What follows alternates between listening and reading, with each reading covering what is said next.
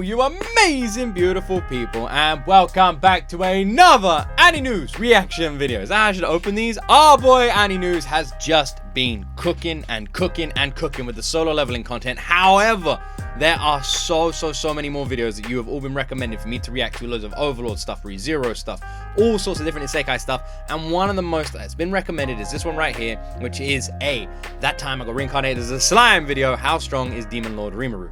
Now, all of you know that I loved That Time I Got Reincarnated as Slime. Season 1 and Season 2, I absolutely loved. I had the best time watching them. They were one of the most successful series reactions I've ever done on this channel, and they were my most successful Twitch reactions ever. Each freaking episode reaction that I would do on Twitch will get between 1,000 and 2,000 viewers. And that was when I first started on Twitch. I don't even know how we pulled those numbers. We don't pull those numbers now, but back then we used to. I honestly don't know how. And it was crazy. I had the best time watching it. It was a lot of fun. Season 3, compared to Season 1 and Season 2, but I still love Slime so much. I love it. I really do. I think the world is awesome, and I think the characters are amazing. And even though I didn't enjoy Season 3 anywhere near as much as Season 1 and 2, I'm still very excited for Season 4. And I want to know a lot more about the world. And this sounds kind of cool, because the idea of a video explaining all of Rimuru's ultimate skills and stuff when I don't know much about them, and doing an anime spoiler-free version of it, it sounds like my kind of jam. So press that like button. Press that subscribe button as well if you want more reactions like this, and let me know in the comment section down below what other reactions you want to see on this channel as well. Let me know down below. And let's jump into my first time ever reaction to AniNews. By the way, shout out AniNews. Link to this video in the freaking description. Make sure you subscribe to AniNews. Let's jump into my first reaction to how strong is Demon Lord Rimuru. In the world of Tensura, there exists an absolute unbendable rule. One that not only surpasses the very laws of nature, but also bypasses their very purpose completely.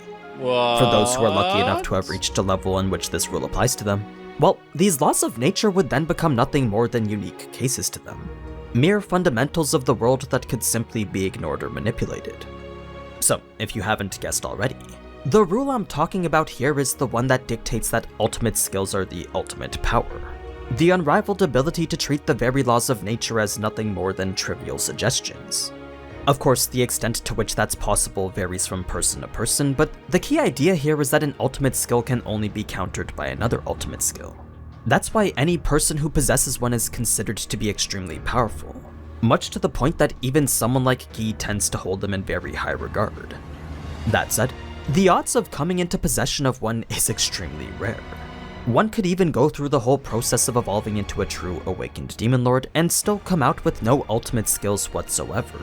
So, for Rimuru to end up with 2 This is actually going to be really interesting, because there's a lot of information. Slime is one of the most complicated animes I've ever watched, right? And I know some people watching this and be like, what the hell do you mean? But it is. The amount of lore and information I've been given in Slime, and the amount of rules and everything around it, is crazy. It's crazy. And to be honest, considering my inability to retain information, I feel like I do pretty well with Slime. And even though I do better than usual with Slime, I still am in the dark on it, you know? Right after his own, and then went on to acquire 2 more almost immediately after. Well, that's probably one of the most rare events to occur, well, ever. We don't know how many ultimate skills anybody else possesses, but I think it's safe to assume that 4 is kind of on the high end. In any case, these are the pillars that support the foundations of Rimuru's strength as a demon lord. Whereas his previous self was OP due to all his unique skills, the demon slime Rimuru is even more OP due to his ultimate skills. And that's exactly what we're going to look at here. Starting with the one that we're most familiar with, first we have the evolution of Great Sage Raphael, the Lord of Wisdom whose very purpose is to fulfill the wishes of its master. When this ultimate skill had been created, a large majority of Rimuru's old skills were brought together under the management of this single one. By the way. So, even though a powerful, unique skill like Degenerate was sacrificed to create this one, its abilities of Synthesis and Separate were just moved to be part of Raphael instead, making for a total of 8 different components that go towards piecing together this conceptual intelligence's overpowered arsenal of— He literally says all of creation. like, bro, that seems a little OP. That seems like the kind of shit that some kid in a playground would say, when you were in school, you know? So what's your power? Everything. That's not a power. Abilities. Now, hell's a mind lot of these you acceleration? will recognize as being similar to the subskills that we talked about from the previous Rimuru videos. While most still pretty much do the exact same thing, there are others that have had some pretty significant performance improvements. Mind Accelerate is the evolved version of Great Sage's Hasten Thought. Thank you, okay. Whereas Hasten Thought increased Rimuru's ability to perceive things by a factor of 1,000. Mind Accelerate bumped that factor up to 1,000,000. Oh my god. It extended the rate at which he could think to such an inconceivably rapid level of performance that whenever it was used it made it seem as if time itself had stopped. Combine this with his other subskill of Parallel Operation and we now have a Rimuru who's more than capable of using Analyze and Assess on multiple targets at this improved rate of 1,000,000, allowing for the instantaneous scan of literally anything and everything. So, whenever you see those moments where Raphael is giving its analysis to Rimuru, you can usually assume that the entire encounter lasts for at most a fraction of a second. That's just how fast Rimuru and Raphael can process things now. 1 second to them now feels more like 277. Cast Cancel does the same thing as it did before, effectively negating the need for a chant whenever magic's being cast. All of creation still allows for the comprehension of what's pretty much everything, then synthesis. Do you know what's insane? Okay, so these are more like abilities of understanding, which is interesting.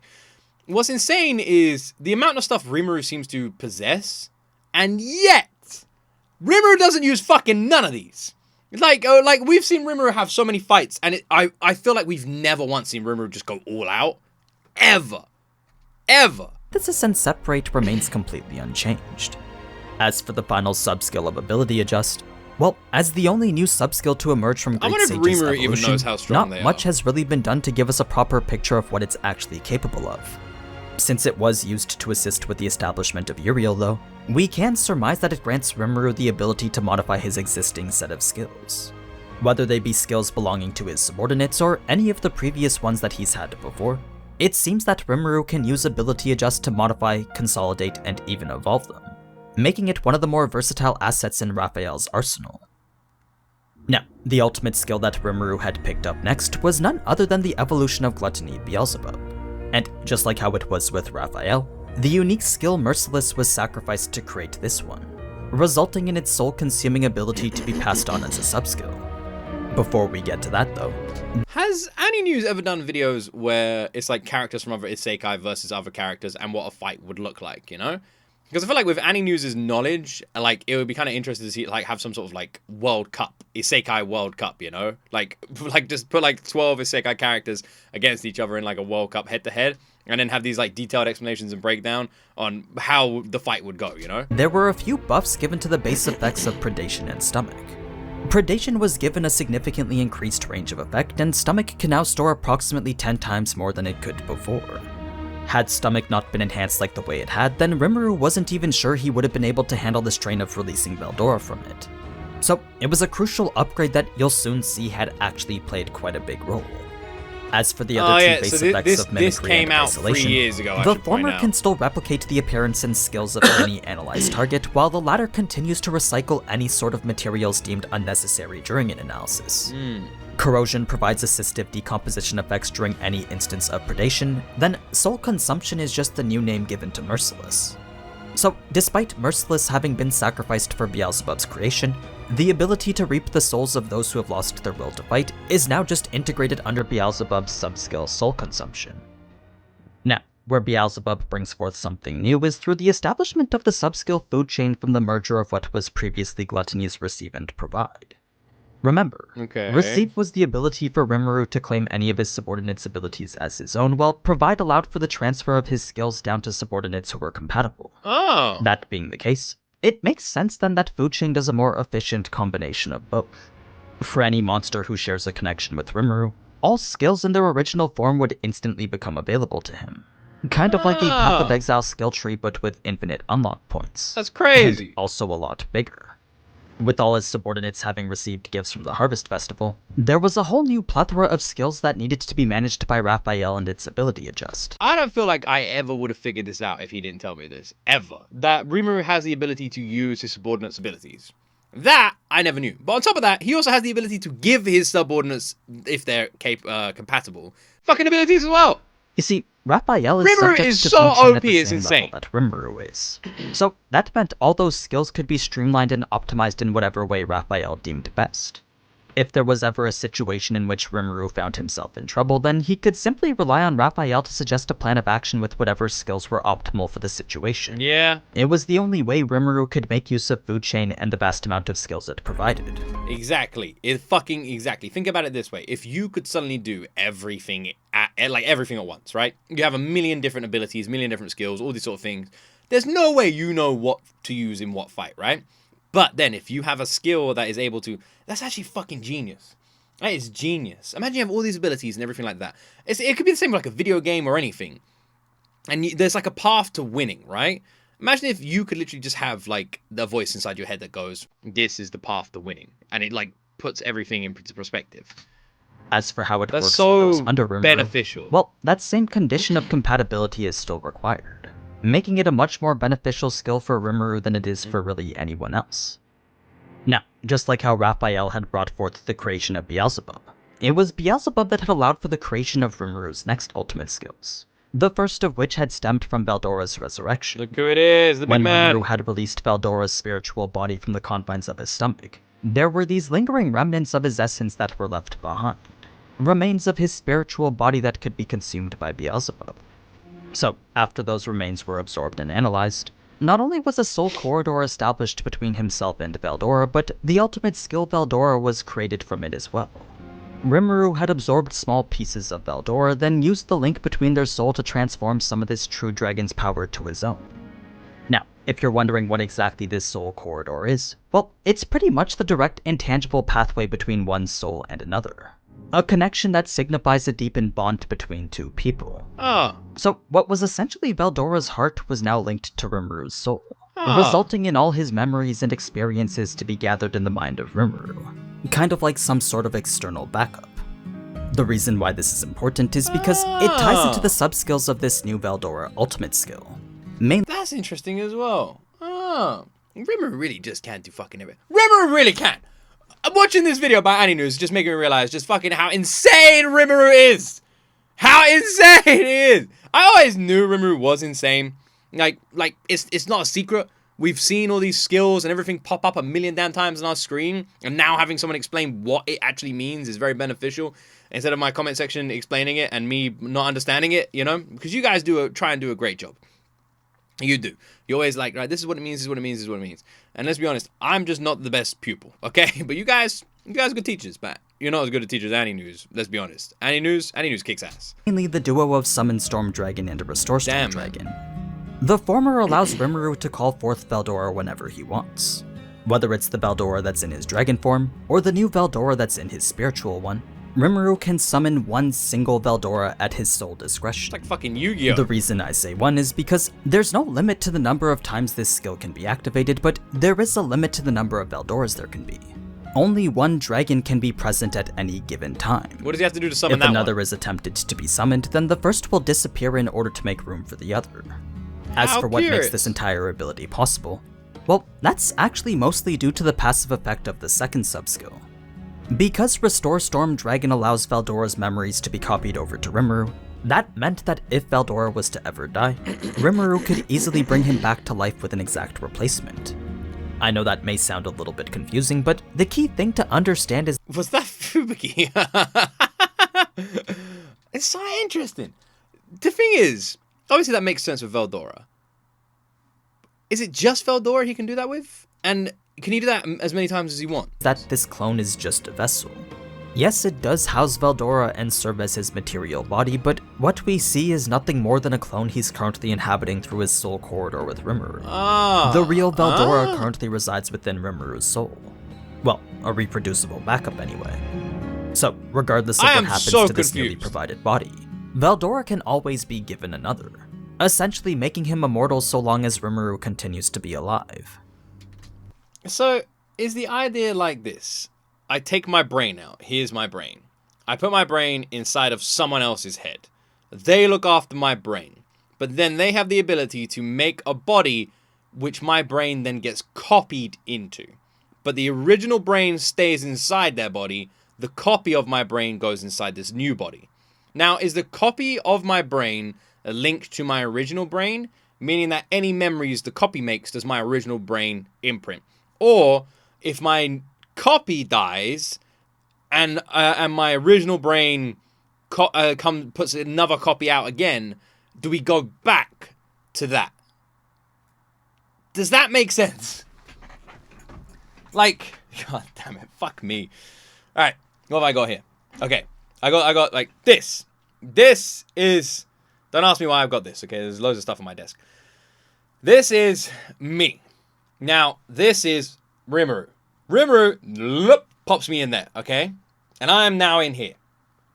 But then Rimuru makes a body, this body, and takes a copy of this, pops it in that body.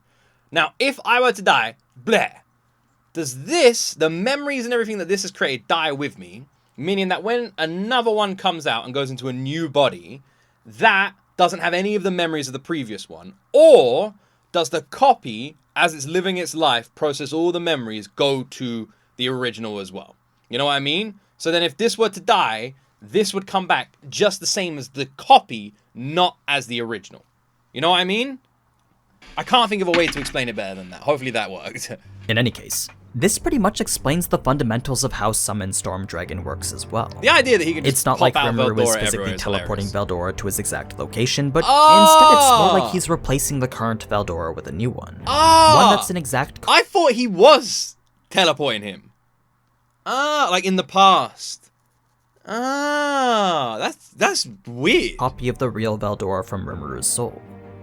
Now, the third and final sub-skill to come from the ultimate skill Veldora is complete unprohibited access to the Storm Dragon Magic Archive, a much simpler ability than the other two.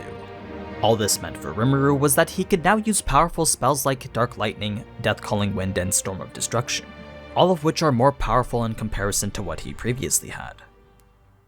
Moving on to the final ultimate skill in Rimuru's arsenal now. What we have is pretty much the amalgamation of all the skills from Food Chain. Remember, with the Harvest Festival having gifted what was potentially hundreds of new skills to Rimuru's subordinates, that meant they were all being gifted to him as well. Food Chain had provided this massive influx of unique and extra skills that he'd never even seen before. Of course, Rimuru couldn't possibly sift through all of them himself, so instead he just decided to hand the task off to Raphael. The result of which was the massive consolidation of all of them into the ultimate skill Uriel, the Lord of Vows. A skill that serves as both the manifestation and proof of the bond that ties Rimuru to all the others. It's kind of funny when you just assume that like all of these skills go to Raphael, and then Raphael's like, there's so fucking many here. Consolidate. Alright, here's one ultimate skill. To explain just this to make like further, it Raphael had set up Unlimited Imprisonment as a base, then used Ability Adjust to merge that base with everything else. So, whether it be his own personal remaining extra skills or any of the unique skills currently available to him through Food Chain, all were combined under the ever-expanding umbrella of Uriel, specifically the sub-skill known as Law Manipulation. While this does provide him access to every skill obtained via Food Chain, there's a whole nother side to it that provides even more. One that allows for complete control over every magical and scientific phenomenon. This could be anything from the 4 major elements and the laws that govern them, all the way to the magicules in the air and the spells produced by them. Literally all matter, magic, and particles, along with fundamental properties like heat, inertia, and gravity, could now be freely manipulated by Rimuru whenever he wanted, making this specific subskill one of the most valuable assets currently available to him. Even if you set aside the godlike ability to control pretty much everything, having optimized access to what's now over a dozen different unique skills is definitely something you don't want to overlook as well.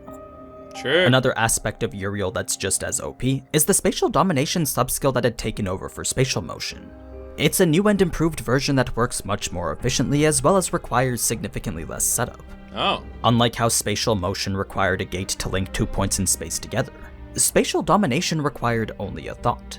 So long as the location was perceivable with Universal Detect, Rimuru could transport himself there almost immediately. Oh shit! It was the closest thing to instant teleportation that anyone could get to. Damn! Now, considering that Uriel was created with Unlimited Imprisonment as its base, it makes sense then that this unique skill would turn out to become one of Uriel's sub-skills, thus providing Rimuru with the exact same power that had once sealed away Veldora. In terms of what it actually does though, well, it basically traps any target within a complex number of spatial dimensions.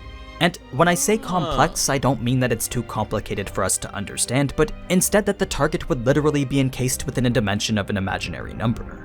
That's what it means when it says it's a complex dimension. So, with the target being trapped inside what can only be described as a mathematically imaginary place, any access or interaction to the real world would be impossible. Their plane of— It's interesting though that it's considered to be a similar, if not the same thing that imprisoned Veldora, yet Veldora was able to interact with the real world. The other thing that's important in pointing out, which I've never really thought until now, is Rimuru stumbled across Veldora. Did other people know Veldora was in that cave? Why did people not go see Veldora? You know, Rimuru just went to see Veldora, like, accidentally. Probably the best interaction he's ever had with someone by accident.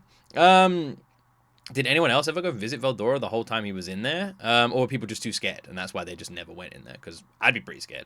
Even if someone told me it was completely safe, the idea of wandering into a cave where there is a dragon that's, like, done pretty evil shit, and just saying, yeah, man, he can't hurt you, don't worry. I'll probably be like, you know what? I'm good.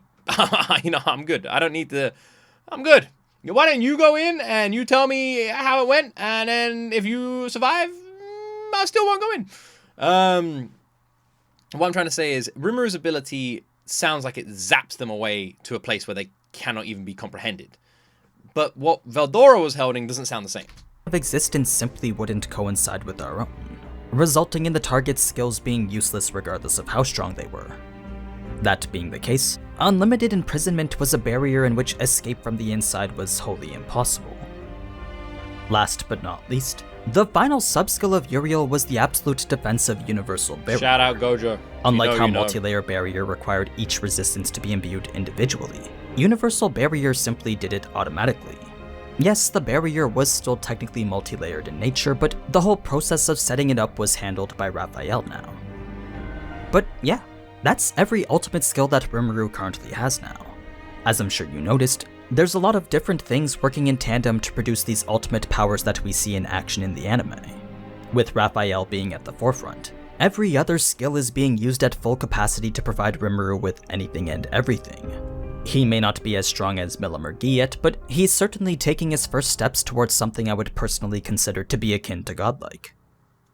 Now, before I go, I do want to mention that I've started streaming a bit more often on Twitch, so if you ever want to watch me play games at a slightly above average level, then feel free to leave a follow at twitch.tv/AniNews_. But anyway, as always, thank you so much for watching, and if you enjoyed this type of anime content, then you shout out AniNews! So, until next time. Shout out AniNews! You absolute damn legend. Awesome video. I didn't know AniNews had a Twitch. Does AniNews still stream on Twitch? I have to give AniNews a follow. My word. So, I'm just going to stretch. Yeah, you should stretch too. Do a little stretch. We'll all do a little stretch together, alright? We'll do a little stretch. Little stretch here. And a little stretch over here. And with your arms. Nice. Oh, that feels good. Oh, that was a good one. That was a good one. All right there. Nice. I feel like a new man. A new man who's ready to go to sleep. Anyway, so... I feel like from this, the main thing I've learned is Rimuru is insane. So, it's also made me understand just how important Raphael is to the operation of Rimuru. The idea of Rimuru having an unlimited amount of textbook abilities, that he is just... Think about it this way. Imagine just all of a sudden right now, I give you 100,000 superpowers, but I don't tell you what they are. You know you can do them, but you don't know what they are. And you can figure it out, but you have to really focus, really go through your mind and go through each one individually, right? And then that way you can figure out what to use. Now imagine I give you 100,000 superpowers, I push you into a fight and I say, right, fight this guy, okay? And you don't know what's going to counter this person, what abilities they have or anything like that, right? You have no idea. So you don't know what's best to use. And I tell you, there is an ability you have that will one-shot this guy, but you don't know which one it is. Now enter Raphael. Raphael being the supercomputer, where you get all these abilities, but immediately you're being told which ones you should use. And if you have a question, you'll get an answer to it. I really want to do this. Is there any way I can do this? Yes, you can do it by using this, this, and this. I really want to do this. Yep, this will do it. That is amazing. And in a fight, having a supercomputer process exactly what countermeasures and abilities you can use to properly win the fight, again, insane. You know, and also not only win the fight, but win the fight however you want to win the fight. Do you want to capture this person? Do you want to get something off of them, disarm them? Do you want to imprison them? Whatever you want, the way you want to win that fight, you can do as well. Do you just want to take this person out with one hit? Your brain is going to tell you exactly how to do that.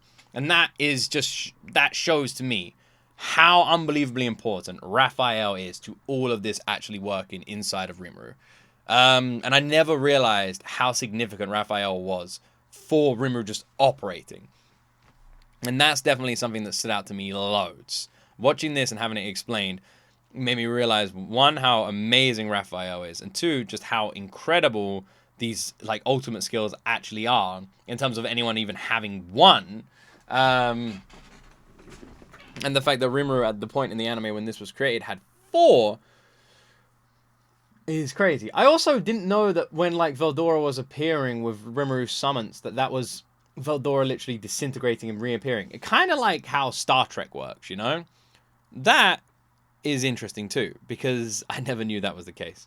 But it also makes Veldora like a summon for Rimuru, which is kind of funny. How most people in a video game would summon a horse, Rimuru summons Veldora, which I find really funny as well, because that's Veldora.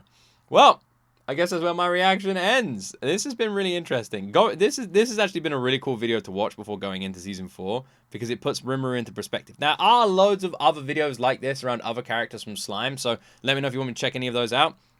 And let me know if there's any other videos from AniNews or any other channel out there, or any other opening or content or whatever that you want me to react to. Let me know in the comment section down below. Do not forget to like the video and subscribe for more. Go support AniNews. Link to their channel, of course, is in the description. As always, my friends, you will see me in the next video.